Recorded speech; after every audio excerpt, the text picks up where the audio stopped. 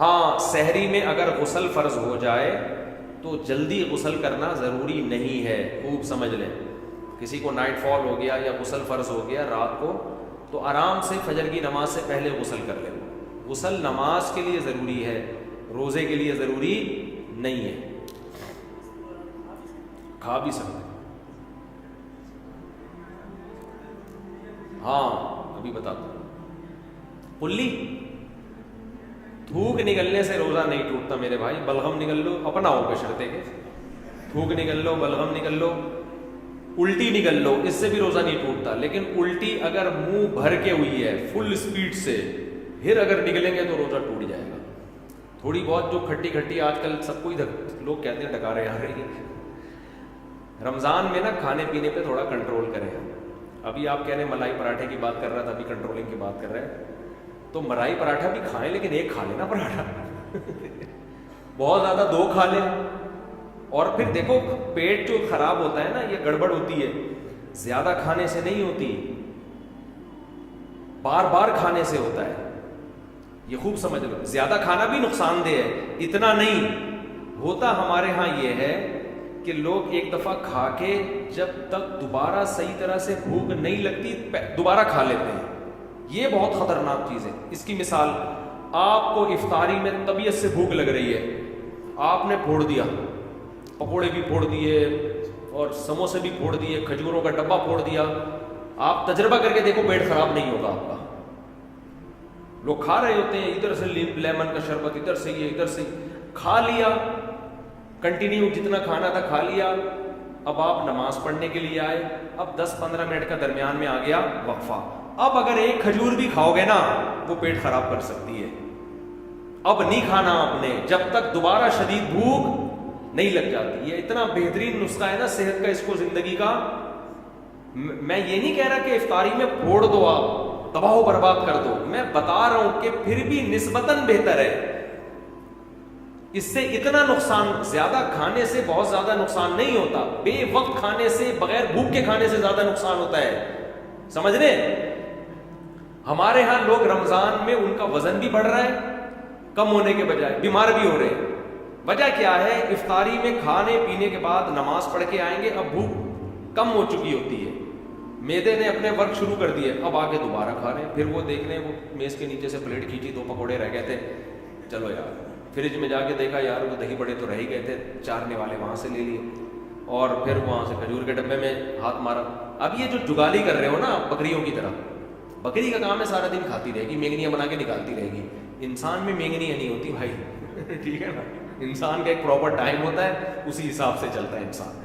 تو اب آپ سارا دن جگالی، اب کیا کرنا ہے آپ نے؟ افطاری میں پھوڑ پھاڑ دیا تو اس کے بعد اب نہیں کھاؤ. اب اگر شدید بھوک لگتی ہے تراویح کے بعد آپ کھا لیں. لیکن میں نے تجربہ یہ کیا کہ تراویح کے بعد بھی اگر صحیح طرح پیٹ بھر کے کھا لو تو پھر سحری میں نہیں کھایا جاتا. تو بہتر یہ ہے کہ تراویح کے بعد بھی نہ کھائیں. اب سخت بھوک لگ رہی ہے تو تھوڑا سا کھا لیں. سمجھ رہے ہیں؟ کتنا کھا لیں؟ تھوڑا سا، تاکہ سحری میں پھر تمیز سے کھائیں آپ. تو تھوڑا سا کھا لیں آپ. اور اس وقت بڑا مزہ بھی آ رہا ہوتا ہے. تراویح کے بعد چند کھجوریں کھا لی، کچھ شہد کھا لیا، مدت ذلہ لا لیا، دامت برکاتہ ملا لیا، جو فریج میں تھا کھا لیا. صحیح ہے. پھر جب آپ نے تھوڑا 2-4 نوالے لے لیے، جن کو چائے کی عادت ہے انہوں نے چائے پی لی، پھر آپ کو سحری میں ملائی پراٹھے کھاتے ہوئے مزہ آئے گا، اور وہ ہضم بھی ہوگا، وہ نقصان بھی نہیں دے گا. تو لوگ میرا پراٹھے اور ملائی والا بیان سن رہے ہوتے ہیں، یہ پوری ترتیب نہیں سن رہے ہوتے. یہ ایسے ہی ہے جیسے 4 شادیوں کا بیان تو سن لیا، حقوق اور عدل کا بیان آپ نے نہیں سنا. تو کھائیں، پراٹھے بھی پھوڑیں، ملائی بھی پھوڑیں آپ، لیکن شدید بھوک کے وقت پھوڑیں آپ. اچھا، سحری میں ایک چھوٹا سا کام اور کر لیں، بالکل اینڈ پہ سحری نہ کریں، کیونکہ پانی کے لیے پھر پیٹ میں جگہ بچتی نہیں ہے، اور پانی نہیں پیو تو سارا دن گزارنا مشکل ہو جاتا ہے. تو آپ 1 گھنٹہ پہلے سحری کر لیں تاکہ 1 گھنٹے بعد پھر طبیعت سے پانی پی لیں. تو یہ بھی نہیں ہوتا تو جیسے چل رہا ہے ویسے چل رہے، زیادہ ٹینشن لینے کی ضرورت نہیں ہے. روزے میں خود ہی ایڈجسٹ ہو جاتا ہے. کچھ عبادت بھی تو ہے نا، اللہ بھی کچھ مدد کرتا ہے اس میں. رمضان میں شیطان ایک دھوکہ یہ دیتا ہے کہ آپ نے اگر روزے رکھے ہیں تو کون سا تیر مار لیا، ساری دنیا روزے رکھ رہی ہے. یہ شیطان کا بہت بڑا حملہ ہے. میرا معاملہ یہ ہے، الحمدللہ ہم سب روزے رکھتے آ رہے ہیں بچپن سے ہی. جب سے بلوغت کی دہلیز پہ قدم رکھا، ہمارے گھر میں روزے کا معمول تھا. روزہ چھوڑنے کا تصور ہی نہیں تھا. اب بھی نہیں ہے، پہلے بھی نہیں تھا.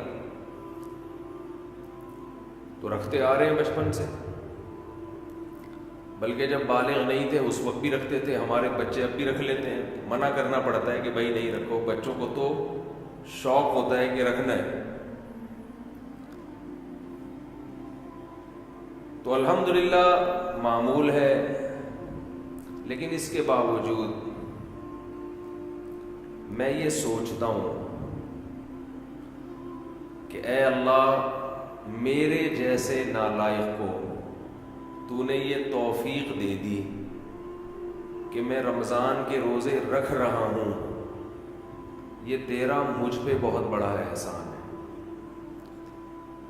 انسان یہ سمجھے اپنے بارے میں کہ صرف میں ہی گویا رکھ رہا ہوں، مجھے باقیوں سے غرض نہیں ہے وہ کیا کر رہے ہیں. میرے اوپر تو بڑا احسان ہے اللہ کا. ہم تو نالائق ہیں بھائی. عام دنوں میں ایک روزہ رکھنے سے پہلے 10 دفعہ سوچتا ہے انسان کل رکھوں کہ نہیں رکھوں. رکھتا ہے تو ایسا سمجھتا ہے جیسے آج ہم نے بہت بڑا تیر مار لیا کوئی. اور رمضان آتا ہے، ہم جیسے مجھ جیسے نالائق کو اللہ توفیق دے دیتا ہے 29 یا 30 روزے رکھنے کی. 30 کی تو 15 سال ہو گئے، کوئی رپورٹ ہے ہی نہیں. 29 ہی ہوتے ہیں پاکستان میں. 29 روزے رکھنے کی اللہ ہم جیسے نالائقوں کو توفیق دے دے تو بھائی میں تو اپنا معاملہ اللہ سے دیکھتا ہوں کہ مجھ سے تو نے اتنی بڑی نیکی کروا لی. مجھے کیا پتا بھائی قدیر بھائی کیا کر رہے ہیں، شاکر بھائی کیا کر رہے ہیں، رفیع بھائی ہیں، یہ تو روزہ رکھ کے پتہ ہی فرق ہی نہیں پڑتا ماشاءاللہ. روزے میں بھی ایسے ایسے گھوم رہے ہوں گے یوں کر کے. آپ دیکھ لیں کبھی ان کو آ کے. روزہ رکھ کے نا عصر کے وقت سب مرجھائے ہوئے ہوتے ہیں. کراچی میں جیسی گرمی ابھی شروع ہو گئی ہے تو رفیع بھائی نہیں ماشاءاللہ مرجھائے ہوئے ہوتے ہیں. ان کو پتہ نہیں کچھ اللہ نے الگ سے کوئی انرجی دی ہے. رکھتے ہیں، آپ بدگمان نہ ہو. بعض دفعہ انسان اتنا فریش ہوتا ہے کہ لوگ سمجھتے ہیں کہ اس کا ہے ہی نہیں. یہ ہمیں یقین ہے کہ رکھتے ہیں.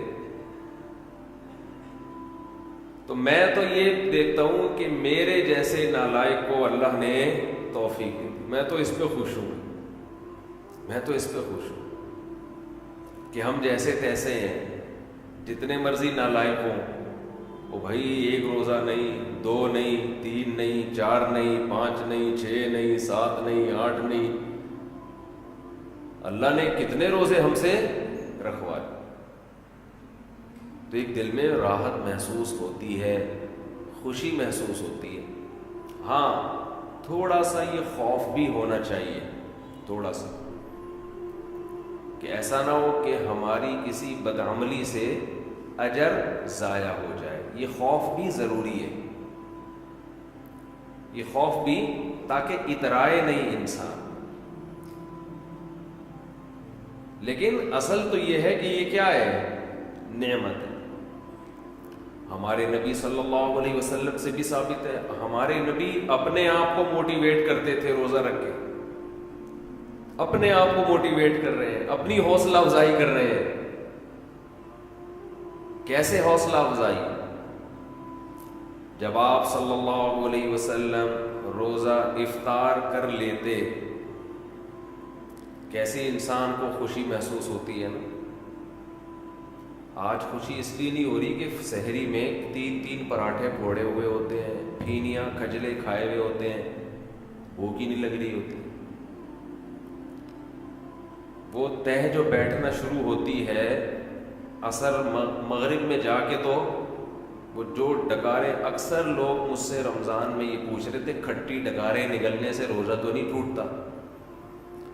ایسا لگتا ہے ہر آدمی کھٹی ڈگاریں ہی نگل رہا ہے سارا دن بیٹھ کے. ہر آدمی یہ مسئلہ پوچھ رہا ہوتا ہے، کھٹی ڈکاریں نگلنے سے روزہ تو نہیں ٹوٹتا؟ ابے بھائی تو کیا ڈکاروں کے علاوہ اور کوئی کام نہیں ہے کیا؟ بہرحال یہ تو میں ایسے ہی کہہ رہا ہوں، لیکن جتنا مرضی 3 یا 4 بھی کھا لو تو بھی بہرحال انسان ایک مجاہدہ کرتا